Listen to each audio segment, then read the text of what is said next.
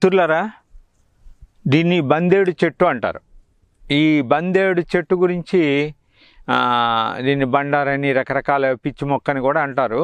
కానీ దీన్ని బందేడు చెట్టు అంటారు. ఇది దానికి సంబంధించినటువంటి పువ్వులు ఇవి. ఈ పువ్వుల్ని మనం గోరువెచ్చని నీటిలో ఉదయాన్నే వేసుకొని నీళ్ళు తాగడం వల్ల మనకి బ్రెయిన్లో ఉన్నటువంటి క్లాటింగ్స్ కరగడానికి ఇది ఎంతో ఉపయోగపడుతుంది. ఇది పక్షవాతం మీద దీనికి సంబంధించినటువంటి ఒక చక్కని మందు చెప్తాను, అతి సులువుగా చేసుకునే మందు. ఈ బందేడు చెట్టు ఉన్న ప్రాంతంలోని ఉన్న వాళ్ళందరూ ఈ చెట్టును వాడుకోండి. ఇది బందేడు చెట్టు. ఈ బందేడు చెట్టు యొక్క ఆకుల్ని ఒక 50 గ్రాముల ఆకుల్ని తీసుకొని ఒక 150 గ్రాముల బియ్యం వేసి దీన్ని బాగా ఉడికించుకొని గంజి వచ్చేలాగా చేసుకొని ఈ గంజిని తాగడం వల్ల పెరాలసిస్ రాబోయేటువంటి వాళ్ళు కాళ్ళు చేతులు లాగుతున్నాయి అనుమానం. చాలామంది నన్ను అడుగుతుంటారు, నా కుడివైపు కుడి కన్ను ఇలా కొట్టుకుంటుందండి, లాగుతుంది, ఏం చేయమంటారని.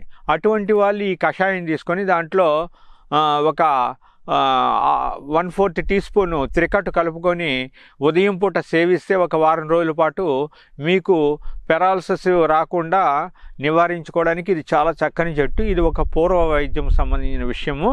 ఇది దీని మీద ఒక వైద్యుడే కాదు, చాలామంది వైద్యులు ఈ మందుని ఉపయోగిస్తారు. ఇది రహస్యంగా ఇస్తారు కాబట్టి మీకు తెలియదు. కాబట్టి ఇది విశేషంగా పరిశోధన తెలుసుకున్నటువంటి రీసెర్చ్ విభాగంలోని మొక్క.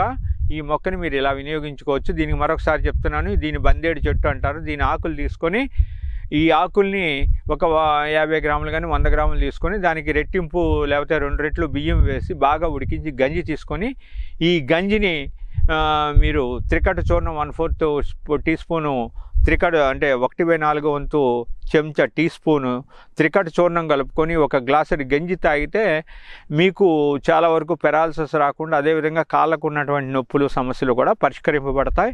ఇది పక్షవాతానికి చాలా అద్భుతమైన మందు, చాలా సులువైన మందు, ఎవరైనా చేసుకోవచ్చు.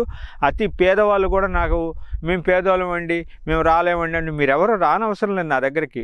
చక్కగా నేను చెప్పినటువంటి ఔషధాలను వాడండి. దానివల్ల ఏమైనా దుర్గుణం వస్తే 100కి 100 రూపాయలు నన్ను ప్రశ్నించవచ్చు. మీరు ఏ విధమైనటువంటి దుర్గుణం ఉండదు. ఇది చాలా ఉపయోగకారి చక్కని మందు. ఈ బందేడు ఆకు యొక్క అలాగని కషాయాలు తాకండి. బందేడు ఆకుని పాత బియ్యంలో కలుపుకోవాలి. మళ్ళీ మీకు ఇదొక హెచ్చరిక, ఎందుకంటే ఏ బియ్యంలో కొత్త బియ్యంలో కలిపేసి తాకండి. పాత బియ్యం అందులోని కూడా పాత ఒడ్లు ఉంటాయి, అటువంటి ఒడ్లలో మాత్రమే దీన్ని ఉడికించుకొని బాగా గంజి తీసి ఎక్కువ నీళ్ళు వేసి గంజి తీసుకొని ఆ గంజిని తాగండి. అద్భుతంగా పనిచేస్తుంది. సర్వేజన సుఖినో భవంతు.